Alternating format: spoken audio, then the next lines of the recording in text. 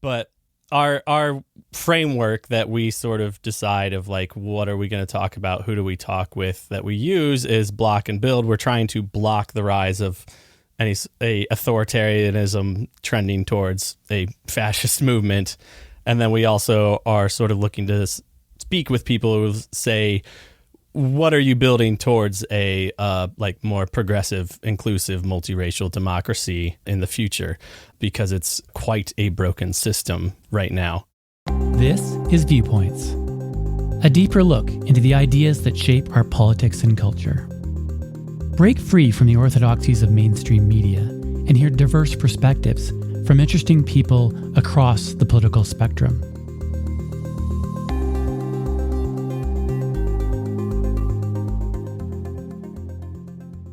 Sean Rasmussen here, the host of Viewpoints. Many of the guests on Viewpoints so far have been critical of the mainstream media for being too left-leaning. Well, in this episode, you're going to hear from someone who thinks that mainstream media is, if anything, still too right-leaning. Josh Elstro is a podcast and multimedia producer for Convergence magazine, a publication that works with organizers and activists to promote socially progressive causes. Just to tease some of the issues out here that we get into, obviously, whether media is too left or too right, we disagree on that. We talk about NPR. He worked for NPR for a while and has some interesting insights into their programming. The coverage of the Palestinian cause, what he calls a neoliberal capitalist dominance in the media, his concern about billionaires' influence in politics, his questioning of whether wokeness is even a thing, and much more. So, without further ado, here's my conversation with Josh Elstro.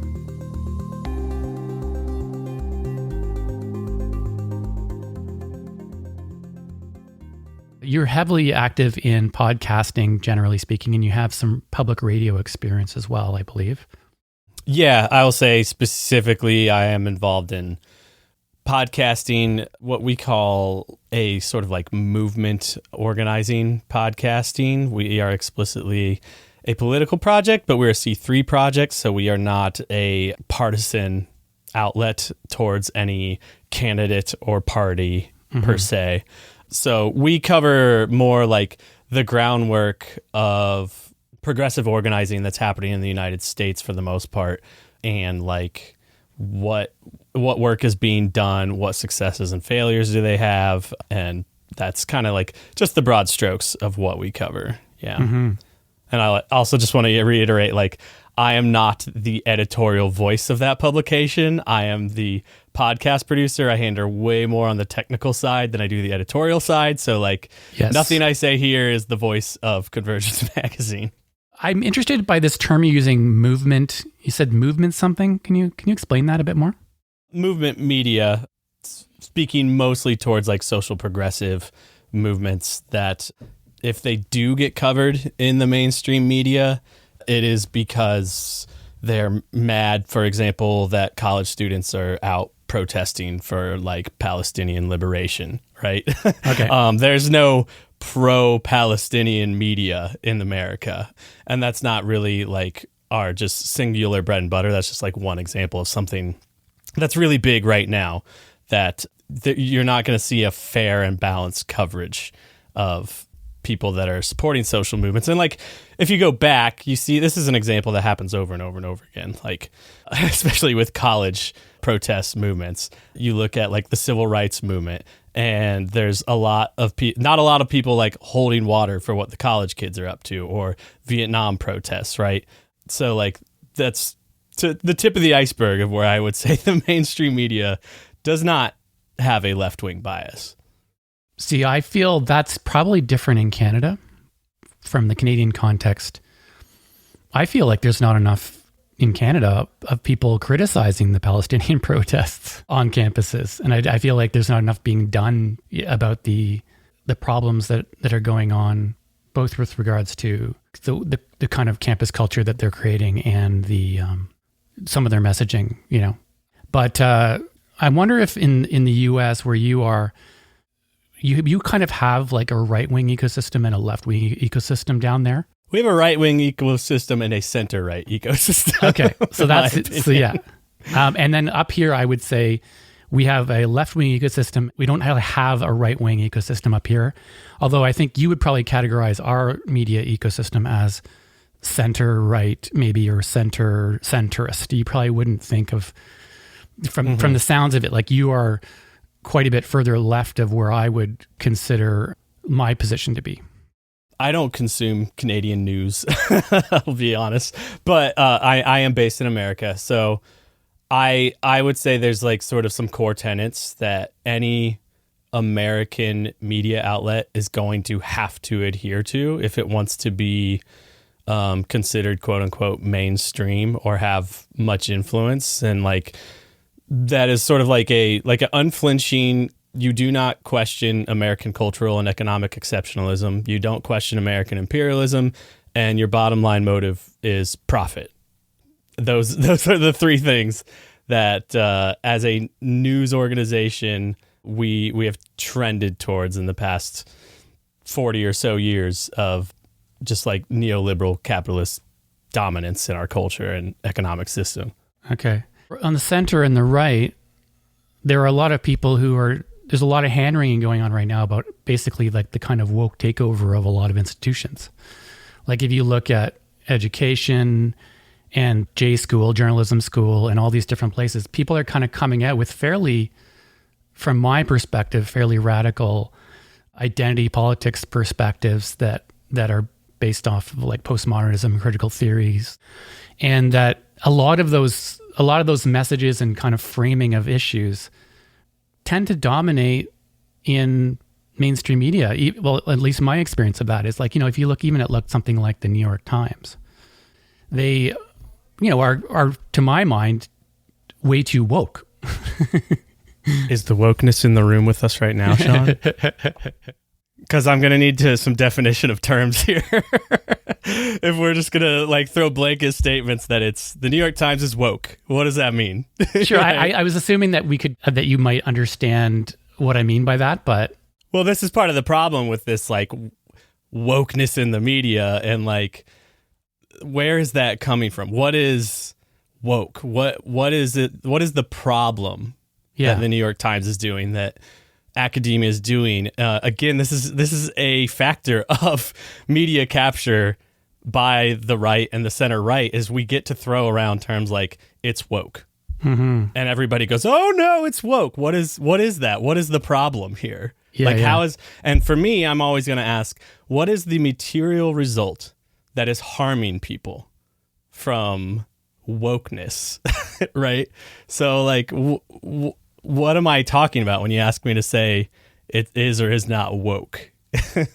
Some of the key parts of it are, things like an overemphasis on identitarian politics, less emphasis on class and more on like immutable characteristics like race, gender, and things like that. Like a focus on those issues at the expense of the many other issues that could be covered. If, all of those things are interesting in and of themselves, but they should be maybe 5% of the coverage, but right now it's like 95% of the coverage. I look at the New York Times every day and I don't really see stories that are just like, hey, can we have a chat about identity politics, unless it's their columnists, which are usually coming from the right, criticizing like these quote unquote woke issues about like, should we let trans kids play sports? Should we, do this, that, and the other? And like, these things you could trace to right-wing movements, is why we're even having the conversation. It's like in the average American's day-to-day life, they're not running into, oh my gosh, there's a trans kid who decided to call themselves a girl, quote unquote, and join my kid's sports team, and now they're beating my kid. It's like, this just isn't a problem. The reason it's being covered by the quote unquote woke media is because we have groups like Moms for Liberty. Are you familiar with them? Yep. So Moms for Liberty is a group that just came out of nowhere in like 2021. Within a month, they're on the Rush Limbaugh show. They're doing a right-wing media circuit. They're getting millions and millions of dollars invested in them by Billionaires, by the Heritage Foundation and the Mercer Group. And now they dominate the media conversation. They are the reason we are having these woke conversations. And this is designed by people like Steve Bannon. He champions strategies like this of what we're going to do is we're going to spend a ton of money to get these people to go and aggravate at the local level and claim problems are there that aren't there. And now it's elevated to the national conversation. And so, quote unquote, woke coverage is really coming from these astroturfed right-wing groups at the end of the day. Like, trans people just exist. They just want to exist. They're not trying to, like, come for us. They're just out trying to live their lives. And the idea that there's some infiltration happening is entirely a right-wing cultural messaging project. Okay. See, I would disagree with that pretty strongly, but maybe so where is it coming from then? Well, I mean, I don't know. I think in my context in Canada, a lot of identitarian politics plays itself out very directly just in terms of policies. Like, they literally are in a lot of job listings in Canada right now, a no white male need apply thing right in the job description. That's in the text of the job description. Yeah. They're basically saying, like, they won't say it that way. They'll say a preference given to, they'll rattle off like a million identities that are encouraged to apply. Not one of them would be a white male. So that's a case where, like, that's directly, like, these ideas of identity politics are directly affecting the livelihood of people based on characteristics they can't change. And so to me, that's illiberal and anti-democratic. And I don't think that should be the case. And even though like all the arguments you could put forward for that, I don't think they hold. It's very complicated because some of that is real to an extent, but a lot of it is class-based and not identity-based, in my opinion. And that's very, very specific sectors of the workforce. I very highly doubt Amazon warehouse factories are saying no whites necessary. You will see this a tiny little bit in like academia and media, because those are the spaces where there is admittedly like a little bit of an identity capture, and where I will agree with you is lacking a class intersectionality to the way it approaches it. And there is some cynicism to that response that they are having to, I call it sort of like the 2020 moment, where like here in the US, we had the uprisings for like racial justice, and we've had the Black Lives Matter movement happening since like the early 2010s. And those have been sort of co-opted by institutions to say like, oh, there is a market of socially liberal people who want to be seen as like the good conscious whites or whatever. Yeah. And that they want to be seen as doing the right thing.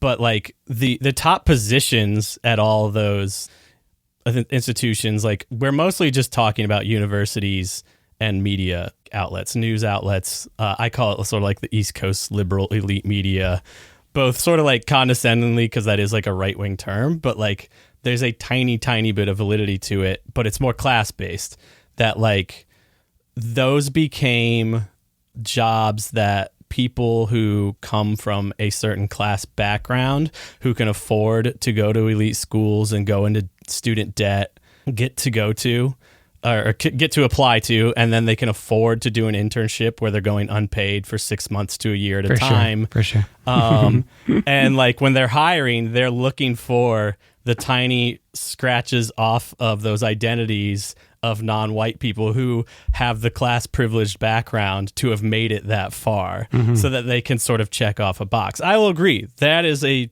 somewhat real thing. But it's like not a threat to anybody in any way. So I would say that it is a threat if it becomes policy, like if these things are policy related.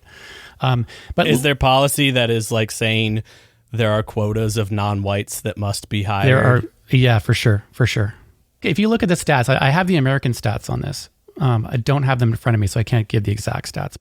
If you look at the hiring, remember when the Great Awakening happened, like in 2020 or so, around COVID and everything? When corporations decided to jump on the bandwagon around identitarian stuff, they actually, if you look at the curve of people who were hired from these diverse groups, it just jumps like insane amounts from one year to the next over the course of like from 2020 to 2023 or whatever it was. A huge increase in that. Like, so the hiring definitely, and this is corporate America. This isn't like government and academia. This is corporate America. So it directly affected the job market for a lot of people in a way that was detached from merit and pushed. How do you know it's detached from merit? Because it's not a coincidence that it's from these identity groups. Like it's like if you either hire on merit and then you get what you get, or you hire on identity and you get your checkbox filled, but you don't have the best of the best. I disagree that it's as black and white as that, because I would also argue like there is a problem in America in the fact that, most, we'll say, well, at least the black population in America, most of them are descendants of chattel slavery. And we ended that slavery 200 years ago, and people go, what's the big deal? It's over. But when you apply historic and material analysis to the reality of that situation, when you take a white settler colonizing class who just gets to keep garnering more and more and more and more wealth, and then you say, okay, all these people that we brought here by force, many of them like children of rape and worse, and just say, all right, you're free now, okay, but we won't hire you. You have to stay separate, this, that, and the other. We do that for another 100 years. And like, I don't know if I have to keep teasing this example out. I mean, like... That kind of argument has been made for years and years and years, and we've heard it. So like the fact often. That like the slightest bit of saying like, hey, maybe we shouldn't throw out this person's resume just because their name isn't Josh or Sean, like, yeah. I don't think that's a bad thing. Yeah, but I think you're mischaracterizing the reality of it, though. But anyways, I don't really want to litigate social justice per se in this conversation. I think it's, obviously we differ. We come from pretty extreme opposites on this topic, I would say. So can you explain a little bit more about this movement media thing? Some of your objectives and how you guys go about doing what you're trying to do? At the end of the day, we see like the modern right-wing movement represented by like the American GOP as honestly sort of an existential threat for a number of reasons. We watched Donald Trump try to do a coup in 2020 and said, that's bad.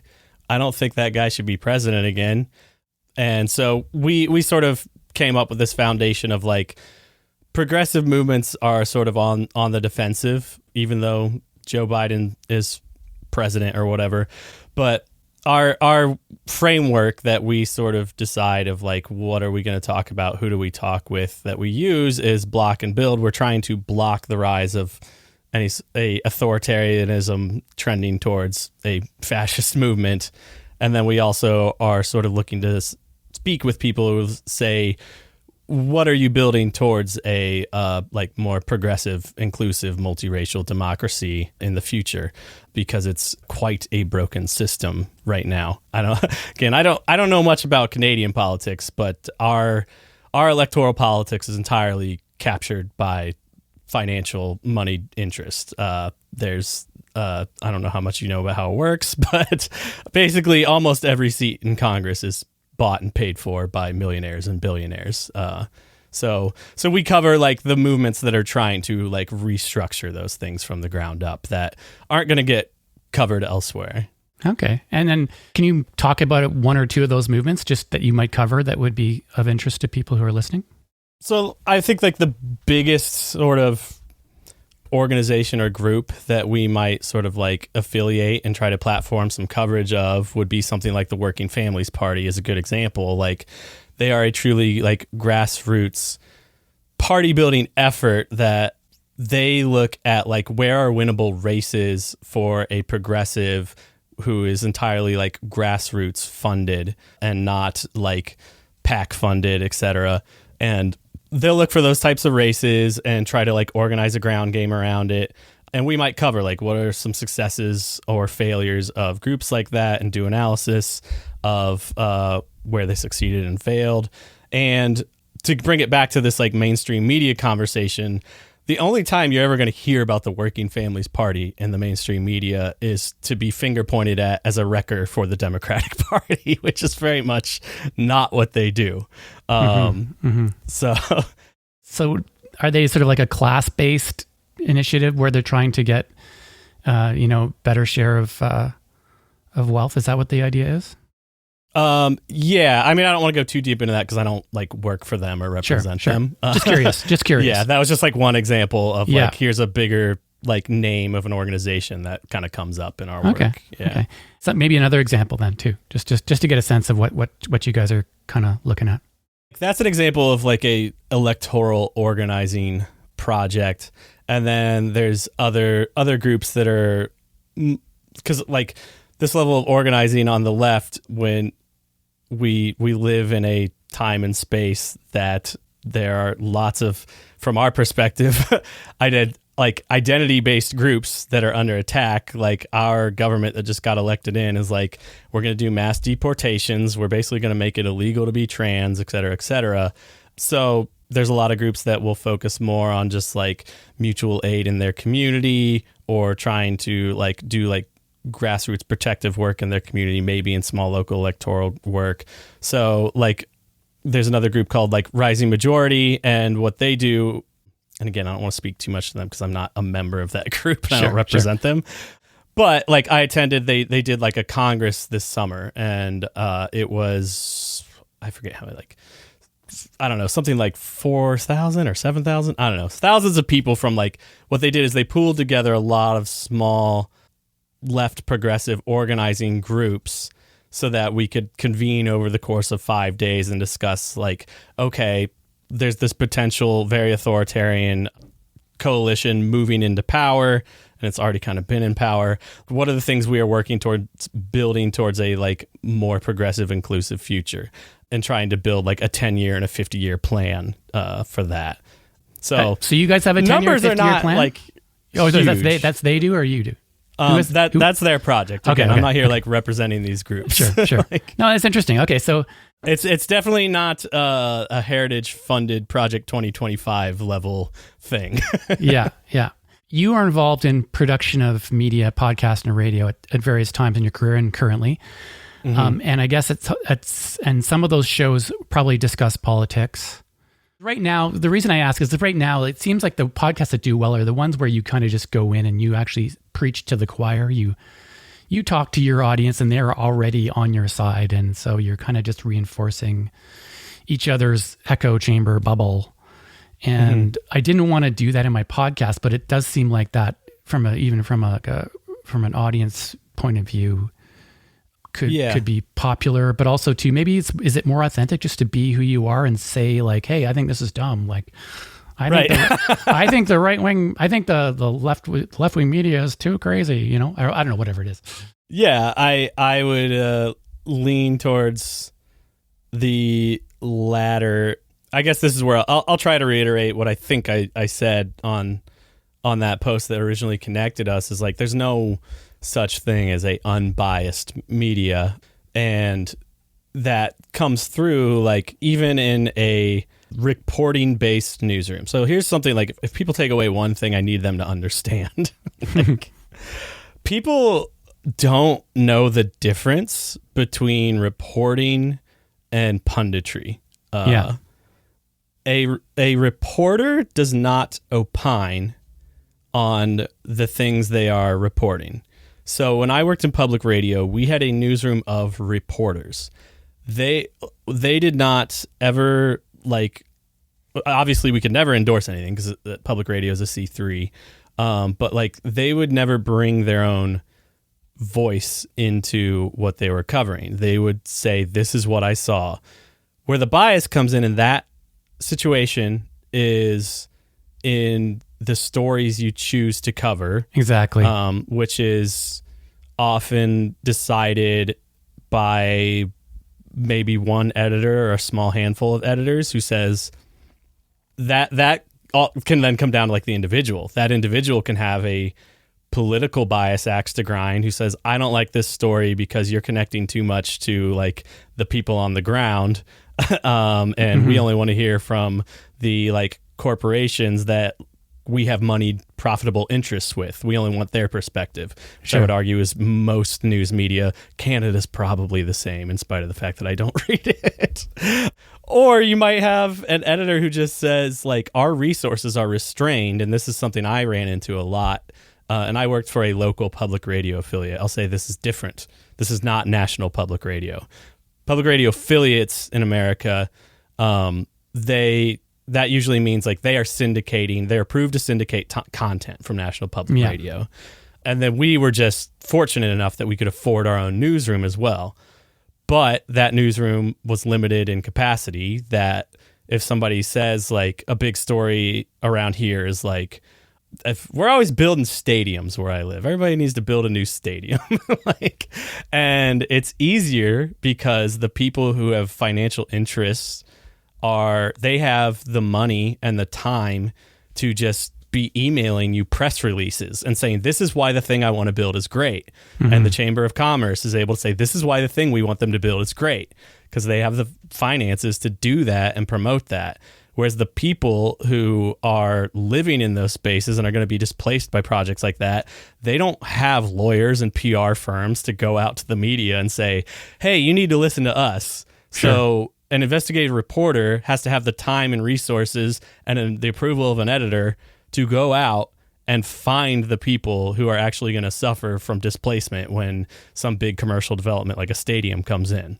So this is where that bias, whether conscious or not, I would argue that's a pretty right-wing leaning bias of sort of like laissez-faire, let the market do its thing, you know? Yeah. I mean, I guess too, coinciding with our time in media has been the decimation of the budgets of newsrooms, so that, you know, there are fewer reporters trying to write more and more articles. They're spread really thin. Again, we can thank laissez-faire economic decisions of Ronald Reagan and Bill Clinton, who have worked very hard to deregulate the spaces in the industries where that money floats around and those choices are made. Okay. I mean, again, we could dive down a whole discussion about economics, but I think that's beyond the scope of this particular episode. Because I think that ultimately it was the killing of the ad revenues that killed newsrooms, and that was because of the internet. So I don't think Ronald Reagan had much to do with that. Well, Ronald Reagan killed the fairness doctrine, which led to the proliferation of things like cable news, which now you like basically incentivize this idea of having an endless conversation about the news, quote unquote, so that like 24/7 ad-based CNN, Fox News, etc., MSNBC, they all come out of that. And then you have the Telecommunications Act in 1996 that Bill Clinton signed that said, and every corporation, everybody who wants to own a radio station, own a TV station, you can buy up and gobble up as much as you want and run it as bare bones as you want and make as much money as you want. Whereas we could have had a model where we say, look, there's this much sort of like social funding towards certain like news outlets. NPR is like the last bastion of that. And that's, I believe, 6% of their funding. It basically covers their fundraising efforts. It's not like NPR is state-sponsored media, as Elon Musk labeled them on Twitter at one point. It's just like that is just a pool of money set aside for something that is designed to be managed as like a unbiased as possible news source. And even that is a drop in the bucket of what it costs to run something like NPR. Sure. So political neutrality is not obviously easy. If you look at something like NPR, I used to be a huge NPR fan. Like my radio heroes I mentioned before were people like Ira Glass and early Radio Lab episodes and things like that. And that's kind of what got me interested in doing audio productions. But over the years, I got less and less interested in what NPR is producing because from my perspective, it was all just too focused on these issues like identity politics that I felt like were both predictable and boring and kind of cliche at some point. But also I'm giggling because there's a part of me that agrees with you. And because I wasn't even, this is before I was even political. Like I wasn't even like political at that point when I got bored of the constant, oh no, here we go. Here's a story about so-and-so who's from this identity group and they're like an oppressor, oppressed, whatever it is. And so I just got bored of it. It's like, I know exactly where the story arc is going to go. It's like it's like basically we have a story and we're just going to plunk in some things and that's going to be the story every single time. And so I literally just lost interest in all of those shows. I don't even listen to This American Life anymore because the younger staff are completely, I think they've lost their mission to present America as it is as opposed to trying to present America that they would want it to be. Mm-hmm. Yeah, I mean, I was a big This American Life head for a long time. I would argue it was always a very progressive leaning show, and for sure. The thing I will say, there is some validity in what you're talking about, is that NPR over time, as it had less and less public funding, and is more and more dependent on the subscriber base that it built, which I haven't worked there in 4 years, so I haven't looked at sort of what the demographics of listenership looks like, et cetera, et cetera. But it's a college educated leaning sort of liberal audience, probably Gen X boomer. And so what happens is a market response to the fact that those people want to hear this identity-based yada, yada, yada, because there's no sort of economic political solution for the woes of the world. We've just narrowed ourselves into this just culture war argument about identity, and that's politics now. And so they is I'm the good white liberal, or I want to hear the stories that make me feel like I know what's wrong with the world. I'll agree. There is an element of that. And that drives me nuts. Even if I was politically inclined towards it, I would still be bored with it. Yeah, but and I personally got a little bored with it, and I moved on myself. But that's designated that level of subjectivity for it is designated towards what we would call the weekend shows. So if you listen to NPR enough, you might be able to connect the dots of what I'm talking about. During the day, NPR is what I was talking about before, reporters reporting the news. Well, that's good to hear. That's good to hear, because anything I've heard from it from the last while has been pretty. So turn it on during morning edition, and what's the afternoon one? I forget. But the first 5 minutes of every hour is hard news reporting on. I think that's 24/7. I don't remember exactly, but so NPR is still most of the time hard news. Those weekend shows are to cater towards a specific audience that they've said, oh shoot, we don't get funded very well by government social programs anymore. We need to hold on to this audience that we are learning has these identity-based interests, so we're going to lean in hard to that. So it's audience capture. Sean. Audience capture. That's the market doing its thing. so that audience exists. We need to capture it because that's how we keep funding our existence. But who's to blame? Is it NPR or the audience? I mean, maybe it's the audience to blame because they're is not it wrong willing to question their own kind of, luxury beliefs? I don't know. What is there to blame? It's just it's an institution just responding and surviving, to be honest. For sure, for sure. You can be So you have NPR, which has still a fair amount of real reporting, you say.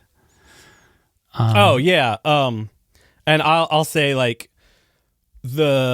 I worked on local shows. I wanted to talk a little bit about like my experience, and that like the fact that I left NPR because it was too catering to like the real right-wing craziness that was like going on at the time, in the name of fairness, in the name of like, we need to platform both sides. So like, I left in like early 2022. The big thing in 2021 was CRT is coming for our schools, which nobody on the side of the threat who were like, this threat is coming, could even define what CRT was. And yet we still had to platform people who were saying like, oh, they're indoctrinating our kids, etc. They couldn't cite an example, but because it was happening locally in our schools and people are trying to have like school board votes on it, we had to platform equal time to both sides. And I'm sorry that the side that was saying like they're indoctrinating our kids, CRT's coming, were absolute idiots every single time. And I just got tired of it. Like they had nothing to offer. There was no real political grievance towards anything that they had to say. It was all like culture grievance all the way down. And like no evidence for like anything that they claimed. And yet we had to give them equal time because we were public radio and that's what we do. I know that there's probably a pretty significant contingent of Americans out there who do think that CRT is a problem. Yeah, and I'd go back to argue that's like the Moms for Liberty effect. They weren't thinking about this until it was showing up in their social media algorithm, you know, things like Libs of TikTok, if you're familiar. What's that lady's name? Shia Reichek, like looking for the most extreme examples of things that like might make you feel uncomfortable because you don't see it in your day-to-day life, and saying, this is what's happening in your schools and to your kids. And it's like, yeah, I could find the most annoying right-wingers if I just sat down and did it all day.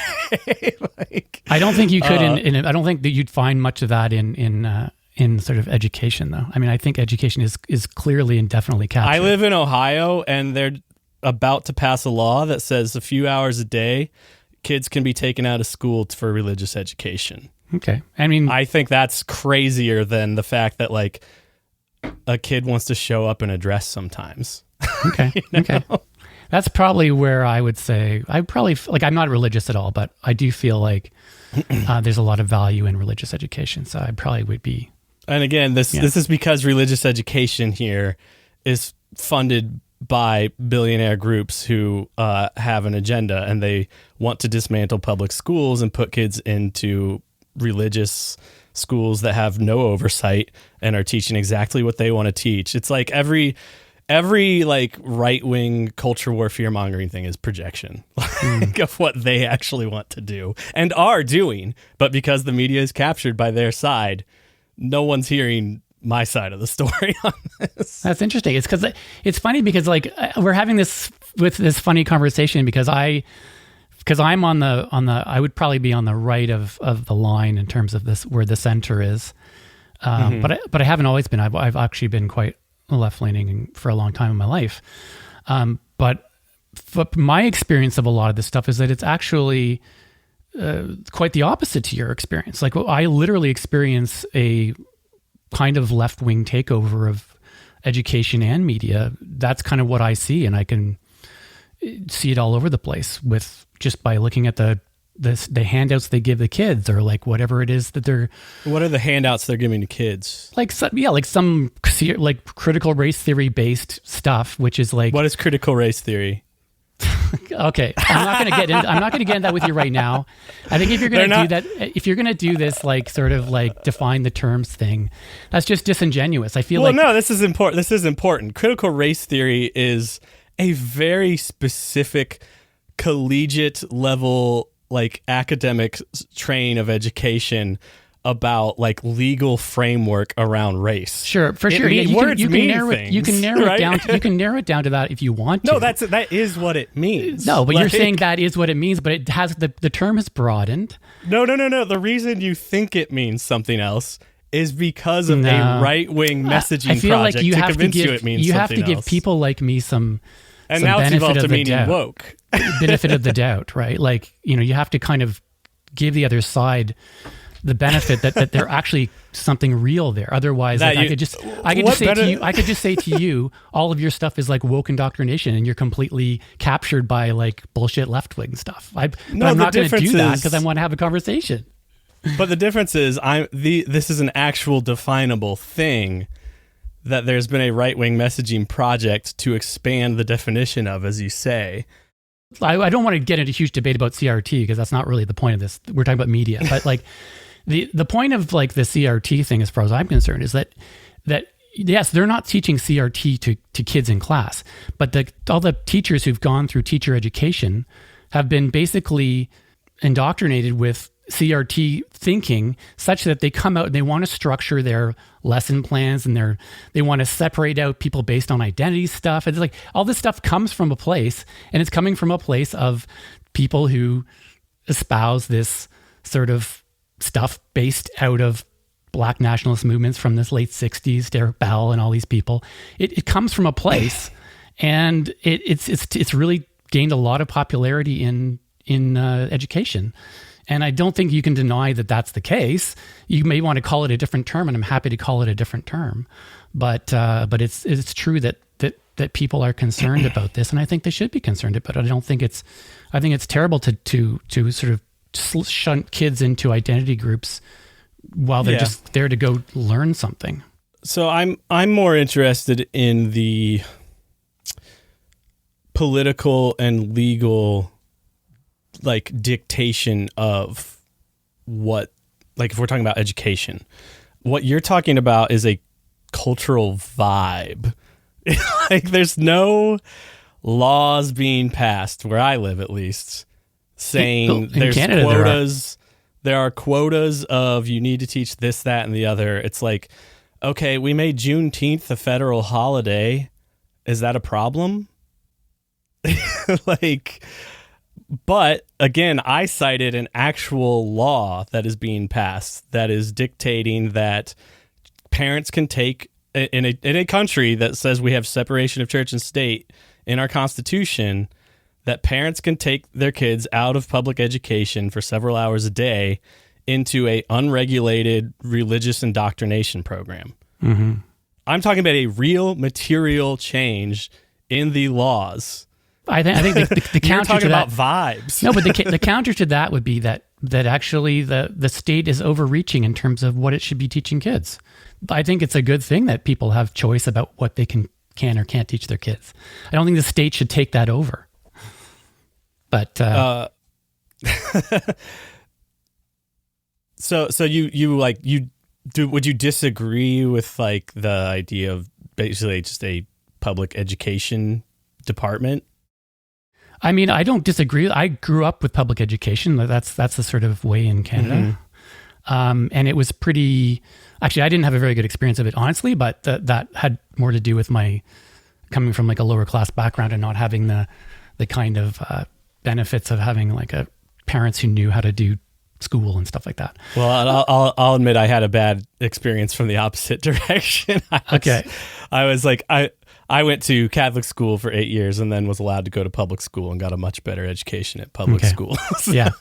But generally speaking, I would not, like, if based on what they're kind of teaching kids nowadays, I would not be happy to send my kid to public school.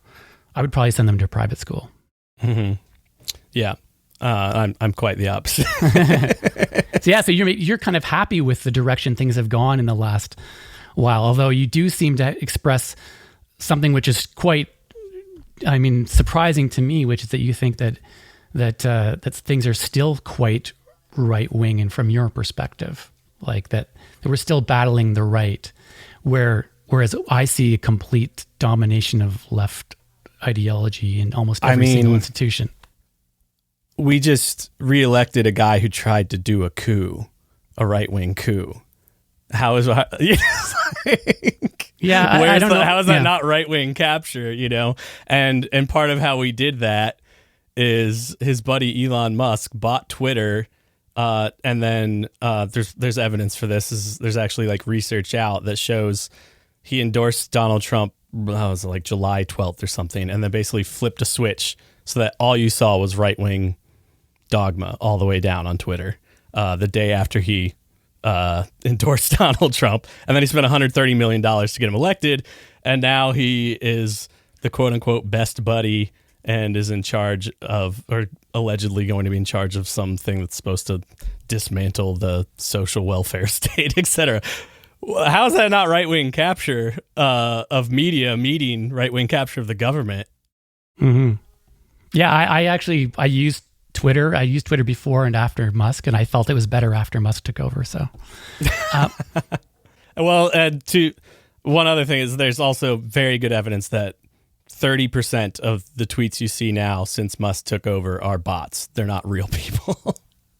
I mean, it depends on, I guess, how you use it, right? If you follow people and you know. Well, it's designed to show you things that will, and this is relevant to the like media conversation. All social media is designed to show you things that will get you aggravated. Keep you on there, yeah. And keep you there. And they found the easiest way to do that is to upset people. And show things that for sure bother you, which brings us back to like, if I think most people who are bothered by, we keep bringing up like quote unquote wokeness, et cetera, if you just log off, you probably won't see it in your day-to-day life. Mm-hmm, mm-hmm. A lot of it's media dominated stuff. But I mean, like if I go to a movie, I know guaranteed I'm going to get some kind of woke thing right in the plot line, right? Yeah, we're just talking, but like that's like what's on TV. That's not politics. That's I don't know. Like I think all that the stuff decisions matters. of how a society is run. I think right? all that stuff matters. Yeah, and like also I'd contend to that like there's a pretty like big movement in like right wing culture media that they are attempting, and this is where I will even again concede a little ground about like East Coast liberal elite media. There's like a really interesting graph. I really wish I had saved it about like the number of think pieces written about TV shows and like a ratio correlation to how many people watch it. There was like a show, like one of the last TV shows I enjoyed, Succession. It was just like thousands and thousands of think pieces have written about it. And its viewership was like, I don't want to say like less than 1 million or something. Okay. Critically acclaimed, but not widely popular. Yeah. Whereas a show like Yellowstone, which is like I forget the guy's name, but like Kevin he's Costner. Like sort of known. Well, the guy who made it, it's like everybody's watching Yellowstone. Mm-hmm. So again, it's like what is this woke left liberal capture of the media? and then if we talk about movies, it's like okay, well like.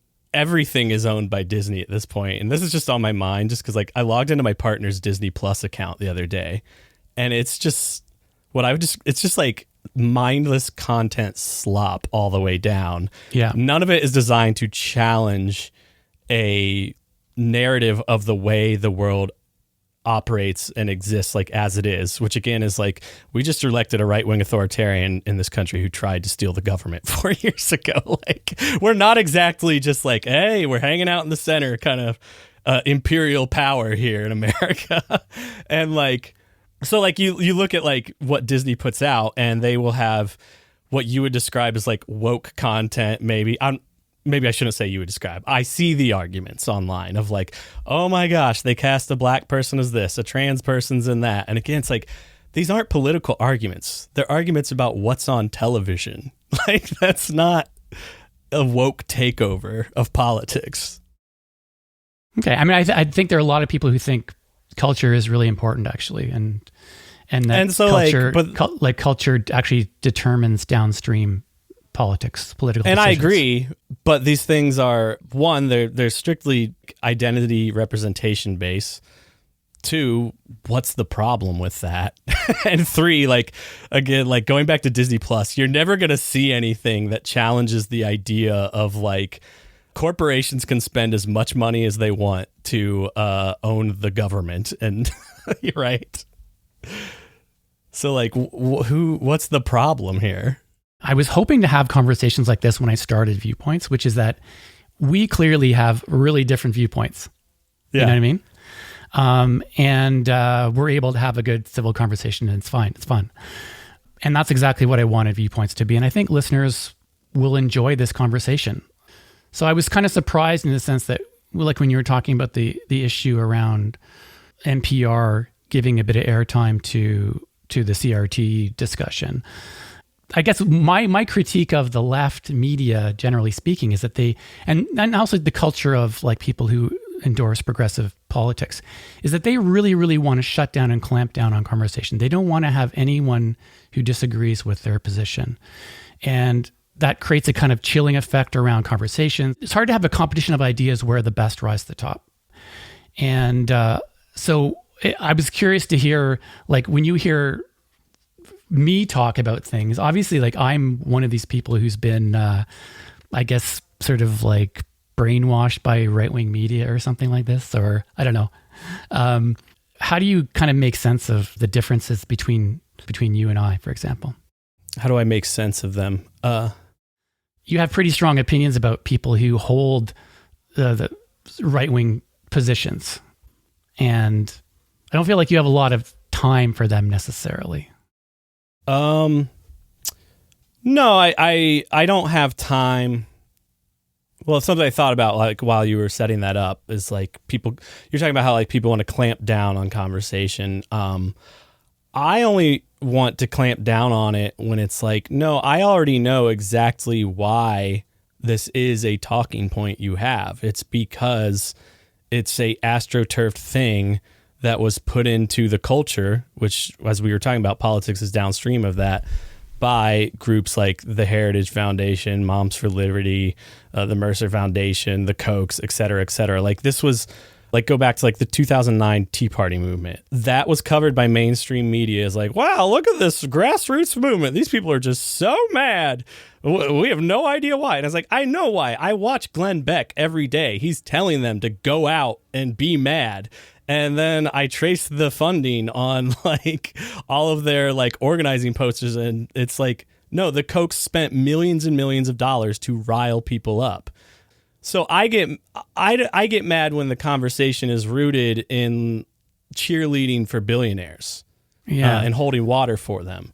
And that's where a lot of the right-wing identitarian grievance is rooted. In the quote-unquote left media, the mainstream media, is not often interested in antagonizing and like covering that. That's part of, when I go back to my public radio experience, that was one of my frustrations, is like, we'd platform somebody who showed up out of nowhere to like agitate at one of our school boards or our library and yell about CRT or wokeness. And I would pull up, like the one or two like NBC like reports that said, look, we followed the money.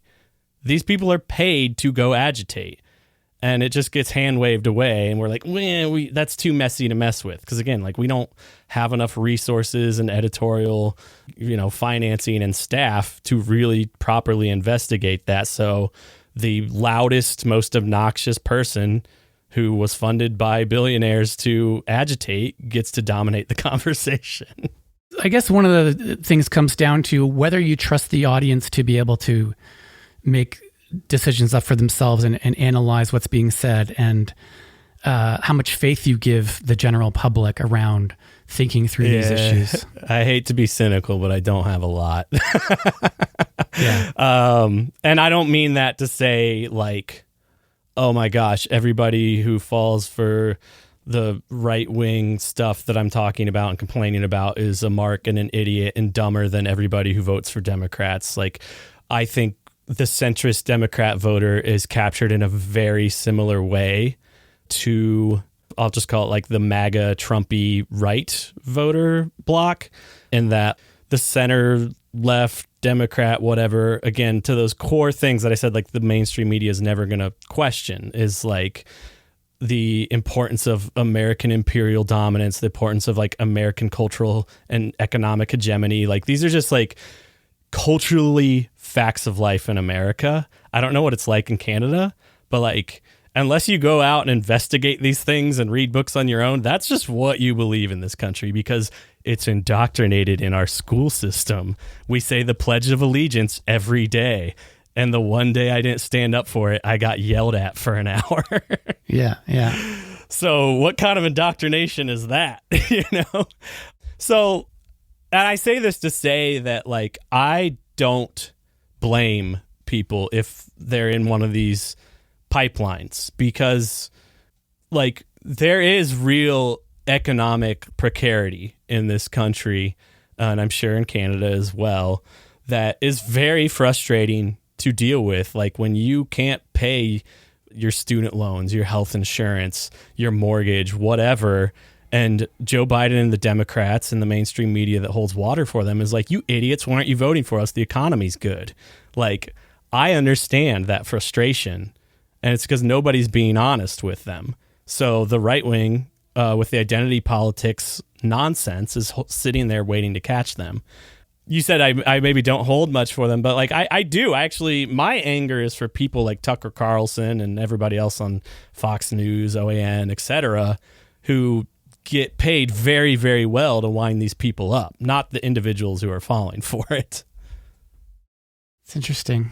It's a challenging problem, because I like to think that if once the ideas are out there, I think one of the big appeals of some of these right-wing people you're talking about, like I don't listen to Tucker, or I don't really follow any of the right-wing media down in the States, but I do listen to some podcasts which could be coded kind of center-right.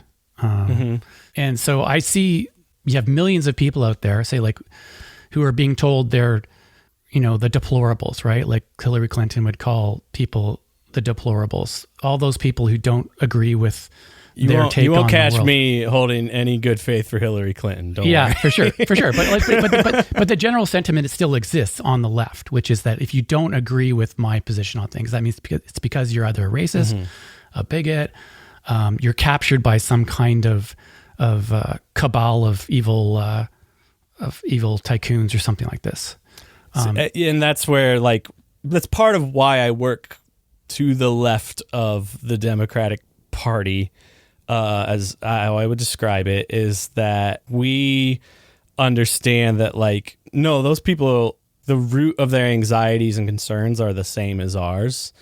And I would agree that those things and these are like more Democrat messaging talking points you're referring to, are not helpful. No. Yeah. And that the Democrats offer them nothing and are really just Republican light, that like they just don't do the sort of agitating scapegoating that Donald Trump does. Like, the thing about Donald Trump is like, he's just good television. Like, that's a big part of his appeal, is people just are entertained by him. And if like, you're not going to offer me anything politically, at least fucking entertain. Can I swear? Sure. at least fucking entertain me is like kind of a reaction a lot of people have. And I think what a lot of his following sort of falls into.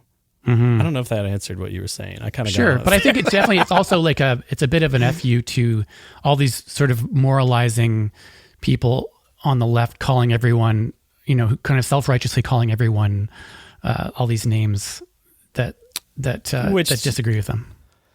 Again, it's like I would challenge like who is the left that we're defining there, because I work in spaces where we're basically trying to like clean that up. It's like, we're not going to apologize for the fact that like we want trans people and people of color and women in a coalition. We're not going to apologize for that, but like we also are aware that like there is some amount of what you're talking about coming from, say, like the Democrats, and that like the mainstream media does this weird like fetishization of the poor, like the working poor, if they ever do talk about them. And like, we are trying to change the narrative of like, you're mad at the wrong people. Like, it's not some guy coming up from South America to work a job you'd never want to do that's causing your problems. It's the billionaire class and et cetera, et cetera. So, and you produce some shows on these topics, or is it just separate? Like, you just produce shows just as your job? Like, how's that work? So no, we are like an explicitly political project. So right now, so like the main show that I'm working on right now, the only one I have like any sort of editorial control on, because again, I'm more of like a technical producer at my day job, it's called Block and Build. So like, we will cover some like headlines from the week for a few minutes and just sort of put a more measured left-leaning take on them that's maybe not happening in the mainstream discourse. Okay. And then we will talk to people that are, doing like local or regional organizing around like an explicit progressive project to block the authoritarian right that is captured at, the executive branch, the Supreme Court, all the way down, and then like build something to save us from impending doom. Sure. Okay. I mean, that sounds so it's like an activist organization, and I mean that this discussion of it kind of circles back to our initial discussion around political neutrality.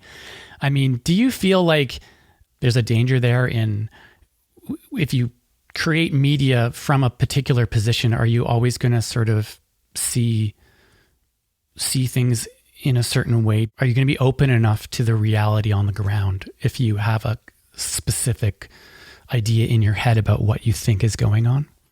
Again, it's like I'm making no bones about a bias that I have, but like it's like I feel like throughout this conversation I've cited quite a few legal and political things happening that were like, it's not good, like, and I sort of describe my politics or like left politics as it's like, you can think of, I don't know if you're familiar with like the concept of like an Overton window, right? Yeah.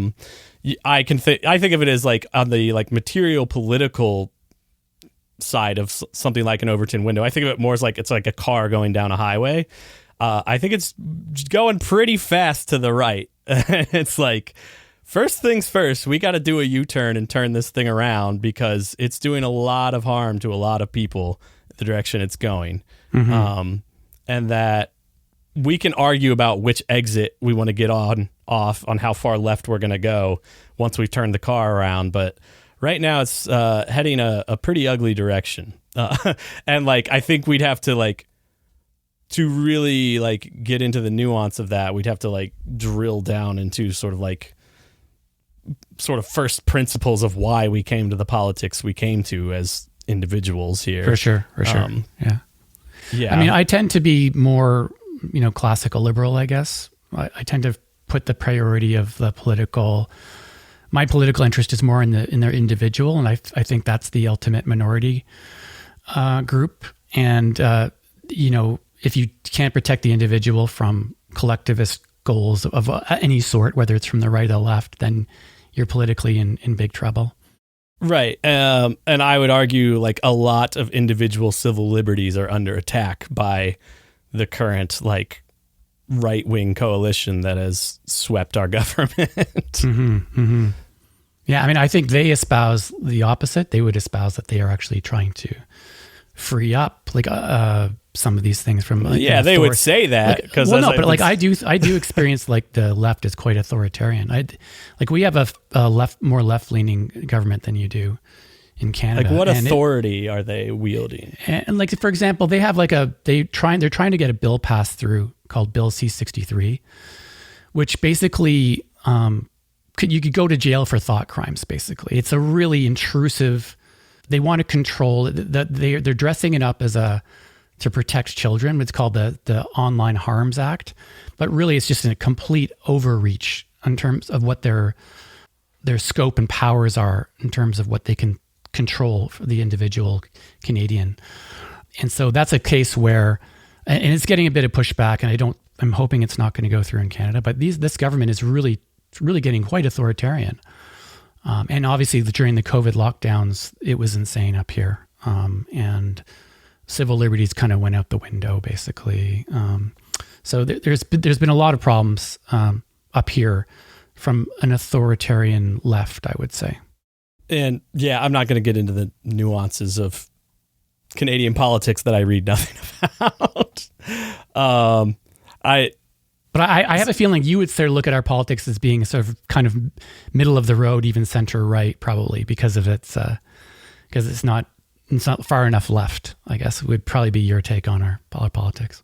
Again, I'm not going to comment on a country whose politics I do not investigate because I just would venture to guess that because Western civilization is sort of dominated by like a ideology of neoliberal capitalism, profit for corporations above all, is just like, that's the dominant ideology that is not really questioned. I highly doubt there's a big movement in Canada, correct me if I'm wrong, of, passing off as much control of like the means of production to workers as possible and stripping power from corporations.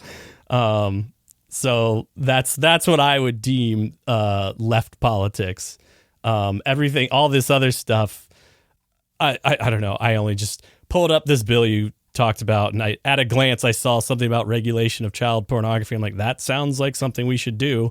I don't know the details of the rest of the words in the bill, but basically there's already laws in place in that case to already cover that stuff. So that it's not really a bill about child porn. It's about overreach in terms of other things. So. Yeah, and again, it's like the COVID lockdown stuff, et cetera, et cetera.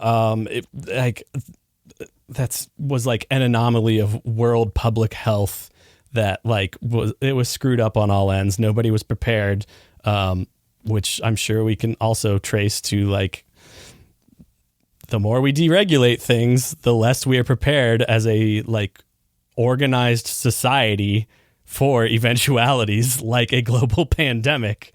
And you end up in a situation where everybody's mad.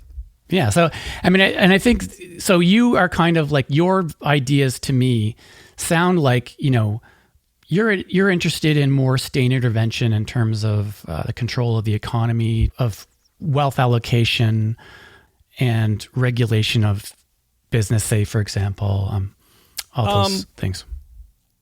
I mean, those are pretty broad things to peg down, but I mean, I don't think sort of going back to something like, I forget when it was, the 40s or the 50s. Which is funny, the time that all these conservatives and classical liberals dream of going back to, when everything was great. We had a marginal tax rate of like 90% above a couple $1 million or something. I don't think the world is going to end if you can only be a 500 millionaire instead of a 300 billionaire, and and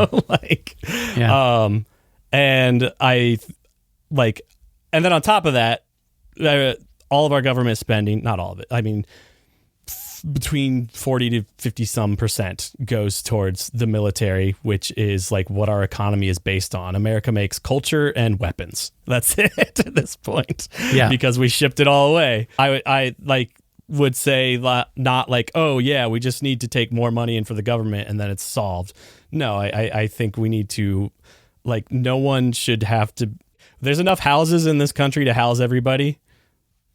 Just put them in them, little like things like that. I don't believe that like you have to earn the right to be in a home and fed. I think that's just a general human right that we as an organized society can find ways to do. But instead, we've decided it's very important that Elon Musk gets to do a meme department in the government. So here we are. All right. So do you have any last thoughts before we sign off this conversation? No, I was having fun. I could probably go for a couple more hours. So yeah, me too. But it's been really enjoyable talking to you. A lot of fun. Yeah. No, it is fun. Like I appreciate the space because there aren't a lot of people willing to hear other sides of things. And if people want to find out more about your organization and some of the podcasts that you're involved in, where can they go? So yeah, the show I mentioned is called Block and Build. It's hosted by our publisher, Cade and Mock, and the website for our print reporting is convergencemag.com. Don't be weird, like be civil if you're going there because you disagree with us. Like, don't email my colleagues and yell at them.